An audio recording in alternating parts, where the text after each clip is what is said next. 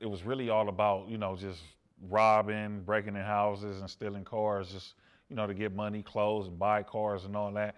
And I mean, it just turned real, throughout the course of that, I got shot like 7 times. The writing process for me was really all about glorifying, the street life. It wasn't, my material didn't really have any depth, no content, didn't really have no soul to it. Only thing I could really focus on was, so much pain, came from my childhood. I really didn't want to remember it. I didn't want to reconnect with that at all. I just had let this, this street life, this street persona, that's what I wanted my whole identity to be about. I was 16 when I actually got incarcerated for the first time, which is where I went to a juvenile facility called Camp Miller, where I met my mentor, Chris, who was facilitating a creative writing workshop on a volunteer basis every week. And I initially got into class really just to get out of the dorm, away from the rest of the staff, who wasn't really doing too much but yelling at us, and away from the other inmates.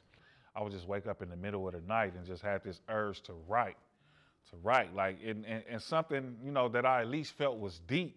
When I look back to when I was smaller, and younger and growing up and, was gullible, basically green to the game, people would tell me certain kind of stories about the streets and that lifestyle, which would have me infatuated with it and would want to go deeper off into it.